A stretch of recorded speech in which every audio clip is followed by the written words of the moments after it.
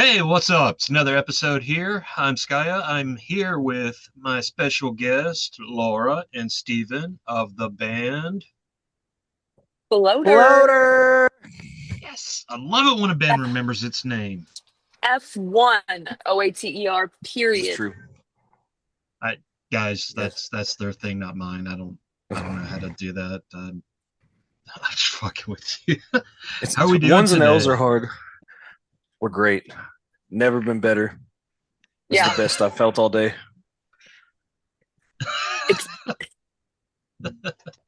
no comment, I Haven't ha- mean, I mean, we're he here. kind of he kind of commented, sort of. I mean, I don't, maybe that was a comment. Laura's the one we're being quiet. We're talking. we're coasting towards that weekend, baby. Hell yeah, we are. Laura's already there in her head. She's already in weekend mode. Shit, me too. Me too. All Every right, Just day is guys. debate. weekend mode. So tell me a little bit about the band. Tell me why your music kicks ass, and Laura, tell me how I can sing like you. That way, I could probably do better playing shows. Ah, yeah. Well, thank you for the Same. compliments. I'm gonna take Um, notes on this. yeah, man. The band itself started out of the ending of another band. I was in an indie alt rock group. And that ended abruptly in 2021. So the next thing that a female does when she was dating her last bandmate is start a punk rock group out of rage and fury and avengement towards her own soul. So I started writing some music in the summer of 2021. Um, and yeah, I ended up putting out Cardboard. Um, in October 2022 with a producer and got some traction with that. And I set out to write a concept record, and I found Stephen Martin on accident off Music Row at This is true. Doghouse Saloon, I She walked think. into the wrong bar looking for an entirely different event and was like, "Hey, is this where the this is?" And I was like, No, but "Nope." I can show you my emo playlist, and I was like, we're gonna be friends. Yeah, I So was like, it's like if you look emo enough, I can show you this emo playlist, and if you dig it, then we'll hang out. And then we wrote a little bit on and off yeah, for the next year, 3 or 4 months. two. Yeah, like I mean, we wrote the concept record and finished it in early 2023, recorded the first 5 songs that Hmm. summer at Spotify Notable Studios, which was pretty sick. And then even had Mike Sapone, one of the pop punk little, mixing engineer gods, pretty much master and blessed. Don't know why, which has been our first single as a group and writing with Steve. And yeah, we pretty much been just in the studio or continuing to write since 2022 pretty much. So and playing some live shows, but yeah, really focusing on that record right now. And um yeah, I mean, our band kicks ass because though there are a lot of people that are doing pop punk or punk rock, I think that the lyricism along with the tones and sounds are a little bit more of a niche in the sense of you know approaching topics in a way that may have not been talked about before while still giving you that familiar nostalgic sound. Nice, nice. I like that. It's always good, even when I write lyrics. It's about serious stuff, but it's Hmm. arranged in a goofy kind of way, Yeah. metaphorically, where you don't really know what it's about unless you be like, "Hey, you bald bearded bastard, what the hell is this about?" And I'd be like, "I don't know. I just I sit here think, and play yeah, bass." there's a song that she wrote that she didn't tell me until after, I think like a month or two later that the lyrics were done, that it was about like miscarriage. There's a song called Half Life that's out that's about the topics of abortion and miscarriage and like the self consequences and denial of all of that. And like, unless you know that, it's one of those things where like the lyrics could just like pass over you. Cause it's like you said, like some of it's vague in the sense that it can be taken any kind of way. But Laura told me that shit, and I was like, that would not have been my first five guesses for what is going on here. So everybody's having a good you know? time, and then Laura tells us about the secret meaning behind the lyrics, and then all of a sudden we're all like, "Fuck, there went our good Yeah. times." Thanks, Well, the other Laura. thing was the whole concept record came to be because she came over and we were talking about writing and stuff, and I was asking her like what she had an idea for like a concept record because like when I think of uh, concept records, I think of like American Idiot by Green Day and like My Chemical Romance, Black Parade. I feel like they're like within and of themselves like of this whole thing. And she was like, "Well, I was with this guy and we were on tour and we had been together for X amount of years, and then we were at an airport in where Washington. Well, yeah, I mean, show in Reno, which then, yeah, got me left in Spokane, Washington. Yes, left and broken up with at an airport in Washington, and that wrapping my head around that was it took days. I was like, Jesus this is Christ. encompassed in the heaviest of heavy situations. I was like, I've been dumped and dumped people, but like across the country at an airport, bruh. No, he Like, didn't how even does a bring me to per the airport. He said you can get to the airport on your own. So after in this, if you'll Washington? leave me his address, I'm just saying, He's not thanks. worth it. No, yeah, I'm But not. thank you. Thanks. We sent him a thank you card with a Oh yeah, because we video. yeah, got some great songs out of it. You know, we got these five and then the next five, which I mean, as much as I love the first five, the next five I think are going to be just next level across the board. You know, well, I will say the material I've listened to on the Spotify that you gave me the links. I was dancing around and being happy-go-lucky this morning with it. like yeah, Got my got goal my in 13 music year writing old. is the sunshiny hooks. I like a good sunshiny hook. You That's got what I my call them. 13-year-old nodding to it and liking it. I'm like, That's good. cool. So yeah, Yeah, she's getting into pop punk pretty heavy. So we love it. We love me it. too. Just If as the long as she, 13-year-old likes it, then shit, we're Hey, doing it's for something everybody. right. You know, Yeah, Laura might drop a fuck here and there, but it's got attitude. You know, so tasteful fucks. yeah, tasteful fucks. there we go. That's what I'll name my new album, Tasteful Fucks. Taste, or if you want to be like Fall Boy, you name it "Tasteful Fucks in the Art of Giving Them" or some shit. Just make it like a I love you make it. guys. We love you too, man. I'm glad we got to Sp- do this. It was funny because when you messaged me, I hit Laura up like 20 minutes later, and then she like drove over here to like talk logistics about it. It was like, "What did you get me involved in?" She was like, "Did you already say yes?" And I was like, "Yeah." I was like, if there's somebody that want to take time and like has to give a fuck about like the shit we're doing, like any kind of direction, Mhm. let's see what's. It's all about supporting underground punk rock bands. Yeah, Um, man. the Love it. mainstream guys get all the credit and stuff like that, but you guys are the ones that are in the trenches, carving a name for yourself, doing everything you can to possibly get your music out there and tell people, hey, fuckers, we sound awesome. Enjoy us. So that's why I'm doing this to help underground punk bands hopefully get some damn exposure and more people at their damn shows and get your guys' merch sold. Yeah, Yes. man. And Laura's got a great line of Hallelujah. merch. Laura does all so much of the foot and groundwork behind this project more than she would say she does. But as far as like merch running and band booking and scheduling shit, she pretty much does a good hard part of most of it. So Nice. All the fun stuff besides all that, making yeah, your music. right. So, Laura, tell me how you got into punk. Yeah, I think I grew up in a very suburban area outside of Atlanta, and so the main genres were country, Christian, and rap.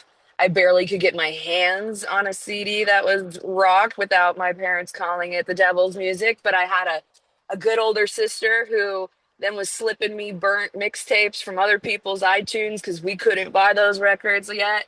And, Mhm. starting out with even just like the early 2000s of stuff. I mean, coming out of like grunge bands of the 90s of even like Smashing Pumpkins or Nirvana or fucking you name it, like that kind of butt rock era of that pop rock thing in the 2000s of 3 Days Grace or even Disturbed, Nine Inch Nails. That kind of started my love affair with rock, and even people like Evanescence, and then you get into the Paramores, the Blink 182s, Green Day, uh, Fallout Boy. I mean, that definitely had coming, into puberty was like the shining light of being like, people understand me. I love this music. Like, okay, I didn't even know why I was sad. I didn't know what any of those lyrics even meant at the time, but I was like, I loved this. And getting older and coming into myself, I was like, oh, I see why I liked this so much. And that kind of, ramped me into being like, I want to do this for,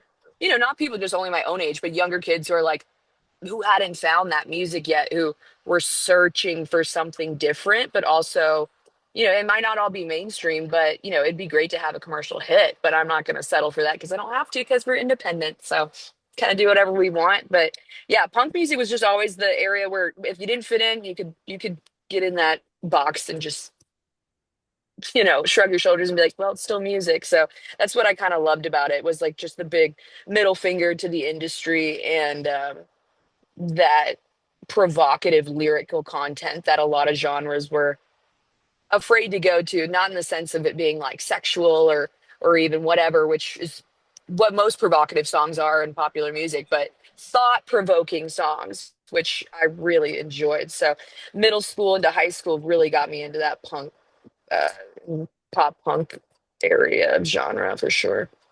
Nice, nice. We're not going to ask Steven because he coughed and he's in timeout now. Man, I've been in timeout. I've also been coughing. Steven, how'd you get into punk? So my parents always had country and classic rock on the radio growing up, and that was really all that I was mostly familiar with until I had a buddy named Andrew in sixth grade who gave me like I got my first iPod and I had the iTunes gift cards, and I was like, I'm gonna hold on to this shit till I get some good music. And he had a piece of paper and he gave me he wrote down a yellow card song. I think it was Ocean Avenue or like Only One or Way Away or one of those. And then some Mayday Parade song and some song by the Offspring. And Yes. Yes. I was like, what is this? And Yeah. then Whole like new world.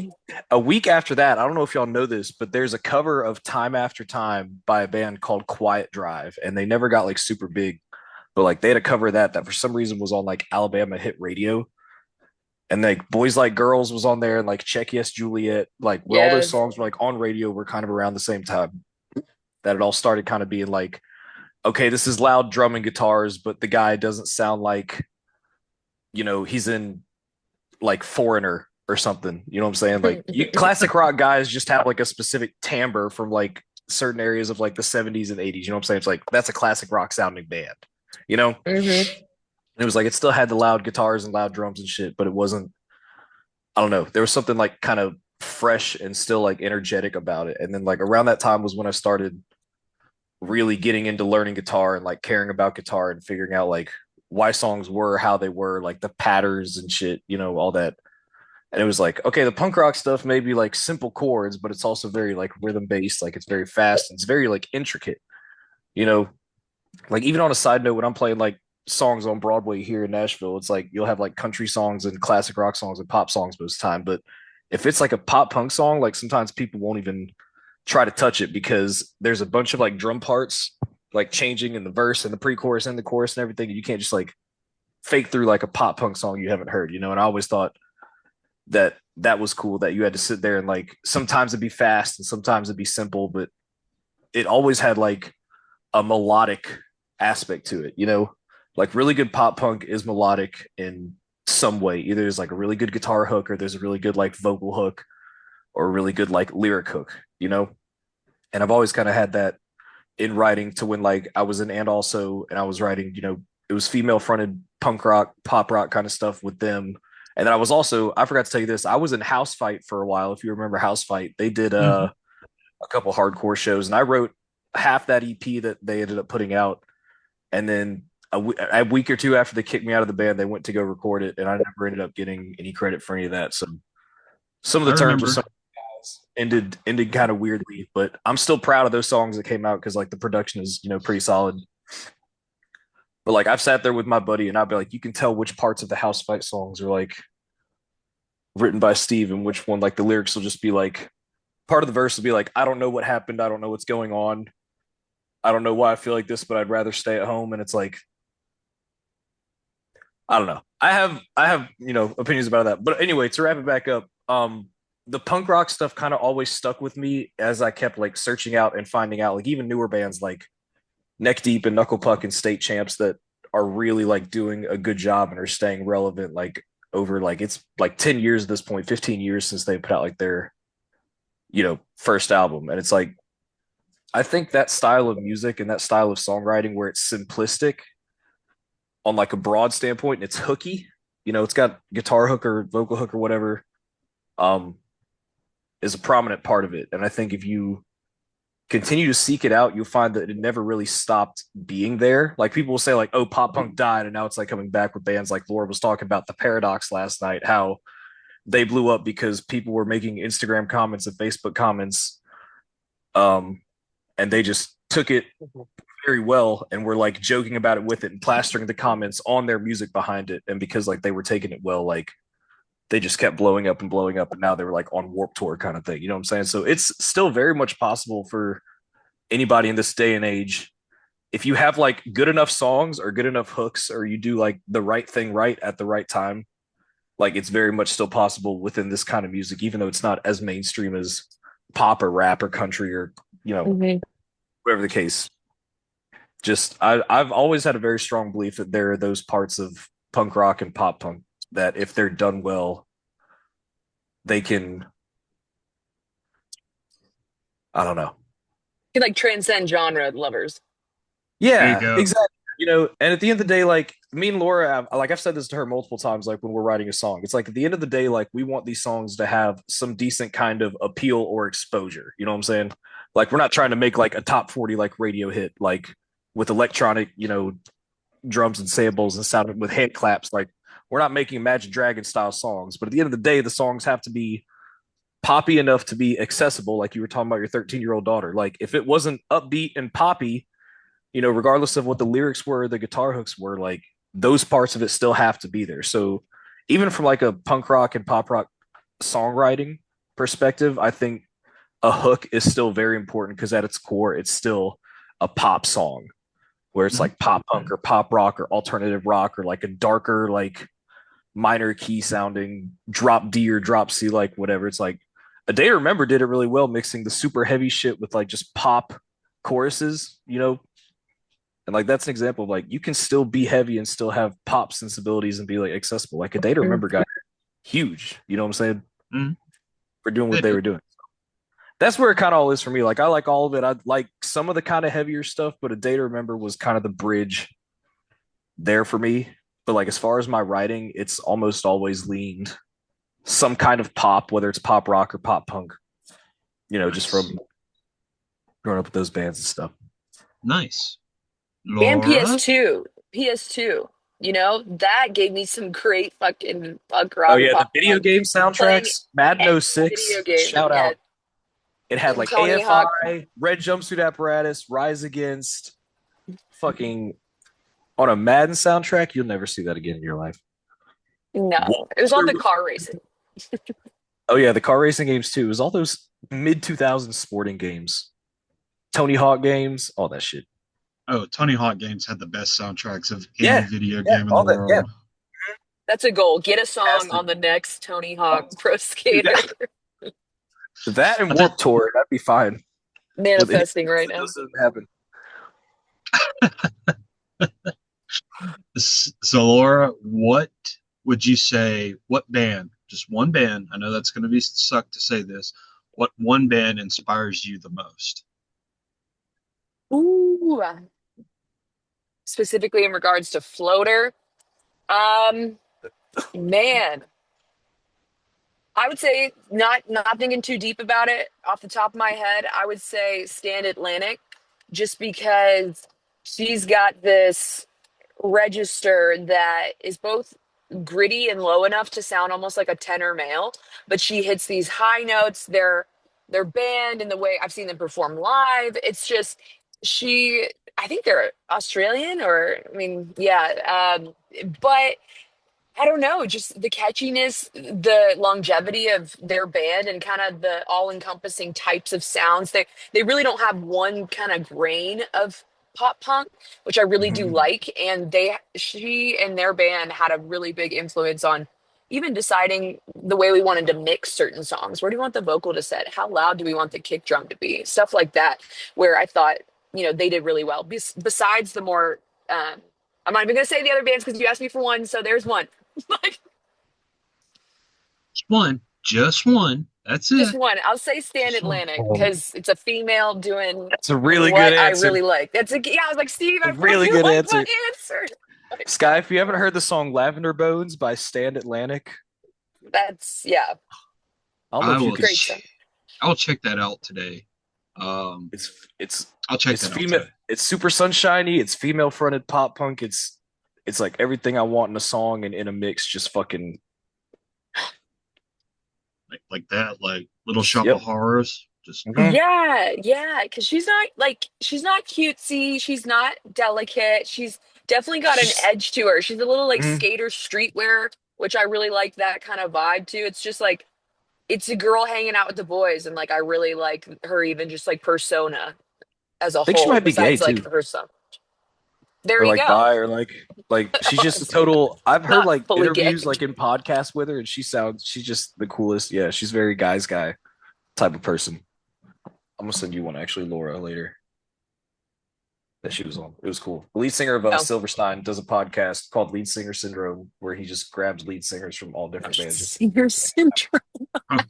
I like he's got that like the one. Boys Like Girl guy. Yeah, he's got the Boys Like Girls guy. He's done the Stand Atlantic, Bonnie, whatever her name is, and he does like a bunch of heavier bands, I think, around the scene. But Okay. yes. Okay. Steven, your turn. Oh man, one band. That's it, I buddy. know. If you do any more than one, I'm gonna have I'm to gonna Timeout. club you. stop the meeting. Yeah. And if I had to just pick one, I would say, God, Stand Atlantic is such a good answer. That's definitely a top five answer for me. I think if I'm picking one, State Champs is probably it for me because State Champs, just mix wise and instrument sound and guitar sound and drum sound, they're on like their fifth album at this point, I think. And the first one was like 2012 or 2013.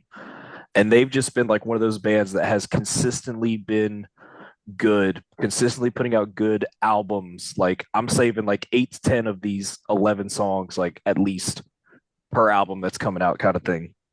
Um, with them, and just like a lot of because they also write very hook based with either a guitar part or a vocal part or like a yeah right before the chorus, comes in and like it's like in the background with like a lo-fi, whatever that shit Just is. ear candy for days. It's really thoughtful. Yeah, yeah, and the tones are really nice, and the timbre is really nice, and like, he's it's a pop punk band, so he's got like one of those voices that's a little bit higher, and sounds a certain way when he's saying certain words. But I think it's part of the charm, and I Yeah. think like even if he did or didn't sound like that, like I'd still be in it for the music no matter what. And it's like that's the kind of music like I would want if I was to put something out that I want to be Okay. associated with. Yeah. Okay. Understandable. So what's the Yeah. future for the band?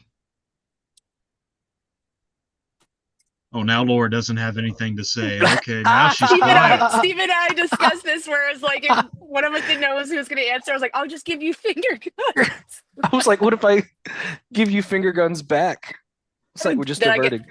deferring back to me, but I couldn't see your screen, Yeah. so I don't even know. Hey, the future of the band is to put out this EP. We've got 5 songs that we've written over a year ago. We had a couple, slots out of this 10 to 12 song EP that were like, all right, we had 8 written by March of 2023. And so very eagerly awaiting to finish recording this EP. We're doing it with Jack O'Connell. He's a fantastic musician, producer, drummer, player, etc. professional in this town who also is just as much in love with pop punk as Steve and I are. And so the future is to get this record done that we have been promising our fans for so long, and then begin to start playing more regionally. We've played Nashville for 2 years now. I think that our goal is to get in some rooms where we can discover new fans and not just musician friends that are coming to support us in our hometown. I think that'll be a big step, and hopefully then get on some other bills with like artists that have a bigger following to be able to start sharing that, and obviously marketing and promotion roll out when it comes to digital stuff as well, because you can only be in one place at one time. Yeah. So definitely, as Yeah. much as I disdain it, being a video content curator and promoter and shoving my music down everyone's throat is the plan, tastefully. Like, Yes, tastefully, of course. Tasteful. Has to be tasteful. and if you don't Some like Yes, it, yes. spit it out. Or swallow it anyway. I mean, So we're swallowing it. too bad. It's We're hard of your throat. And there's no wonder why I make sure these videos are for 18 and older kids. Plus. Plus, yes. Yeah, Oh, God. even Laura and I, after our, I don't even know when the last show we had was, but it was probably like 6 months ago, maybe sometime between 6 and 12 months ago. Yeah, EP release But show in yeah, and March. that was in March, so about 6 months ago. And we were just kind of like, I mean, it's like when people go to shows and they walk away with shows or they walk away from shows, they're either going to have merch or they're going to have the music to listen to on whatever it's out on, you know? And I was like, honestly, I think maybe just for like, a couple months, whatever it was like we hit really hard, like streamlining towards like, because we just put out the 5 songs. We really like the 5 songs. We still had these other, 5 to 8 that were baking that were like, close to done or that she had just written with a friend that she had brought to me that I thought was better than some of the other ones we already had. Um, that's going to be on the EP. It's like, maybe we just like take like X amount of weeks or month and like streamline, like seeing what the next step for like getting music out is. That way, like even if we don't play shows or like we don't have to play shows, like we'll still have stuff that's coming out that people can listen to and engage with, without, like the live part of it, like being its own like separate thing. And then like I told her about Jack, who I play with down here on Broadway, a couple times a month. And I've had conversations with him about almost every band that we've talked about today. And he's like just as familiar, like she was saying. And it's like, if there's a guy here to do this kind of thing that we're doing, like this is the guy like I'd put on for my friends that are trying to be in any kind of lane, just because he's like, what do you want and what can we do to make it sound the best that it can? Nice. And he's said that even since like the beginning parts. Like we only have demos, like she was saying, of most of it, and then we just got the final drums back a week or two. But like even some of the demos sound almost done, which is crazy to me, you know. So Jack's done a really good job just like understanding and like finding out where the vision is for her and for me and for the sound and for the tones. And it's like, what do you like about this album? What do you like about this song? And like we'll just have like a Spotify playlist going of like songs in there. It's like I like how the guitar kicks in like here. I like how the chorus kicks in on this one, you know. And he's just got a good ear for being able to identify like what makes it happen and like what to do to make it happen. So yeah, we got in with Jack, and within like a month we had set up times for laying down scratch stuff. And that was sometime in what, April or May, Yeah. whenever we started with Jack. And it seems like the process, like Jack just got a working mindset about him and he knows a lot of good people in the business too. So I think he's a good one to trust for this. And I got a CD burner from Amazon like 6 months ago, and Laura was able to make little physical copies of the first EP that we have, and there's only like 20 or 30 or 50 of these or some shit, whatever it is. But they're just little, Nice. Look at old that, 2000s Steve. plastic cases. I still I'm gonna got it. drop this by the radio station. That's Hey, why I there you have it in go. my bag. Yeah. It's all so there's still a couple of these. I don't know how many there are, but It was even The, like with and also like the first album we had, like we made like 100 of the physical copies for our album release show, and we sold like maybe half of them the night of that, and like half it was because like the opening bands were prominent in the scene. It was My Paper Tiger and American Pastime were the other guys on the bill. So like stacked lineup, and My Paper Tiger was like a female fronted like rock band too, and like everybody like had merch, but it was like I still think like the music part and the physical part of it is so important because people can always go to that from wherever, whenever, you know. I agree So 100%. You better have yeah, some kick-ass shirts. That's all I got to say to people. You better have some kick-ass shirts or some funny man. shirts. yeah, man, we got. Laura. I. Got- I've teamed up with one of the punk record shops here in Nashville called Dead End Records. And in lieu of playing shows, I've dropped off a lot of my physical merch that I'd already stocked up on and dropped it off there. So any Nashville locals can check out floater merch at Dead End Records or my website, f1oater.me. And you'll find an online retailer with minimal, but still some shirt selections for you there. But if you want something in person and you're in Nashville, you can go to Dead End Records. Nice, nice. So, everybody, please, for the love of holy baby Jesus, support this band. I really enjoy their music. Thank you, Um, man. it's Thank you. it's solid. It's solid. It's great. It's catchy as a can't say that on YouTube, 18 but plus. 18 plus. It's very catchy Kitschism. music. Mm. Thank you. Do you guys Yes. have anything else to say before we end our episode? I'm glad you walked into the wrong bar that one night. Oh, thank you, man. I Yeah, appreciate it.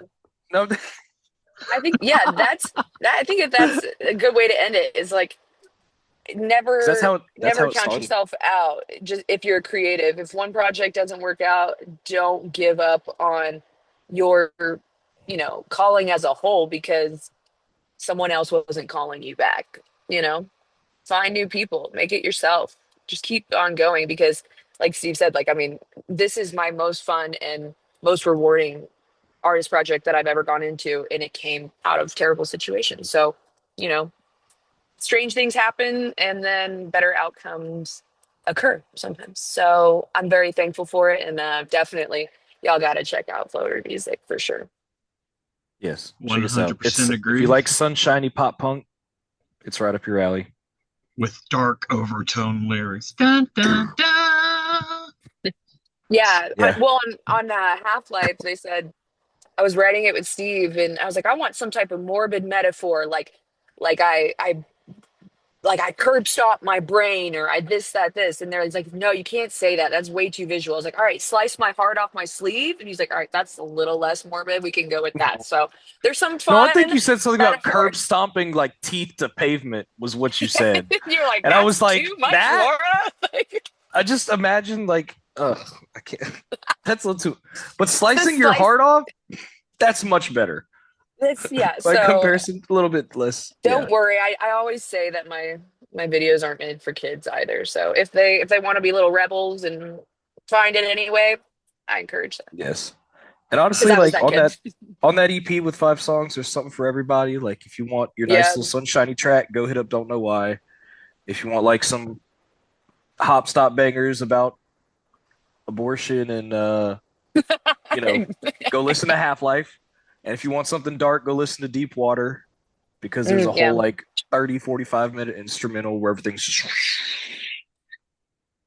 it's like a tornado. I was like, this needs to be like you're in a fucking you're dying in that movie scene. Or like in a whirlpool or like some shit where like you are getting, you know. Anyway, it's 5 songs. If you got 13 minutes, go and you like pop punk, go listen to it. At least once. 100%. If you don't Maybe like it the first twice. time, yeah, go listen to it again. Take 2 shots tequila and give it another shot. Go ahead and go 3 times. I mean, why not? Yeah, What the go three hell? times. Yeah, it's 13 Third time's a minutes. charm. Yeah, I mean, what's wrong? I And mean, if nothing third lasts time's not 13 the charm, minutes. yeah, yeah, If 13 you minutes is spin way it too three long. times, yeah, you spin it 3 times, you're playing with yourself. So watch out. Hey, but This is nobody why get I mad love about playing them. with yourself. This is why I love these two. I do. I do. I've got to get on stage with them at some point. Do it. Too. Spit the bill. You're a state Come hang out. away. Yeah. We're always up Next here. time we play, since we don't have any shows on the docket. But hey, Honestly, do you have a band that you play with and write with currently? I am with For a Good Time Call. Are they still like writing and putting stuff out? Yes, I'm still writing and trying to put stuff out. Fuck yeah. There's no Well, there's no anybody else. It's me. It's me. if you're in if you're in with any Birmingham venues and you want to get on a bill with Floater and we can make it happen, we'd make a trip down to Birmingham. I got family there. absolutely. You know, All right. We'll see what you the got a future band or holds. two. You know, got a A band band or two. Right? You know, You A got band you or know, two. house You got a show. band You or know, two, man. Like you some know, music, I'm from right? Birmingham. I speak how I speak. But Daggone, man, we I've got done them there Southern punks. Southern emo boys. You know. Oh, don't you put me in the category with those. Hold on now. Hey man, Whoa. it's all the same. Whoa. Hey You'd Whoa. have to get a toupee and then do this. Okay, Laura, I don't like you anymore. Making fun of a bald fat guy. Thanks. God. She's terrible. I ain't She's all making fun about of you. the heart I'm stabs. saying you really fit in, you know? No. No. He No. said no. No. You're like, the whole point's to stand out, Laura. Well, guys, thank you for tuning in. Yeah, Please, man. please, please, please, please, please, please, please, please, please support Floater. Oh yes. Make sure you check out their music, check out their merch. Make sure you ignore Steven from now on. Don't talk to me. And don't talk I'm to much better Steven. at texting anyway. Just text me. He is. He will text the hell out of If you. you call, I won't answer you. I sent Laura 7 Yeah. texts before we got on this call. Like, are you Make there? Hello? sure, you can make sure you talk to Laura. She has everything. She pretty much runs the band. She does. I'm unashamed about it. No, but really, if you reach out to any of the pages, you will be talking to me. They're like, hey, man. I'm like, hey, dude. Laura will pretend to be a guy on the band page if you really just want to talk to somebody, though. Laura is always there for you to support. Yeah. Kind of like Floater the hotline. SOS line. If you have Floater questions or you just need a friend, you can hit the Floater Facebook page. It's for real, though. I've gotten some strange. That's the cool part about music, though. Like, yeah, you might just meet a stranger and help someone out in their day, you know? Or this interview blows up and then Laura just has like 100 people in the Floater Facebook inbox, just like, hey, I really need a friend right now. And she has to respond to every single one of them. I could use some friends, so that's okay. That's good. A couple hundred of them, a couple hundred strangers. No. No. No. No, No. he's No. like, don't do it. Don't Thanks do to it. Sky, Floater is going to have more Facebook messages than have ever existed in the Floater box. At least I did something right in my 42 years of life. So You can turn Laura into a life counselor via the Floater Facebook page. She's sitting there giving life advice for years now, all thanks to you, Sky. You have changed the thank you. course of Laura's life forever. I mean, not the entire Oh. life, but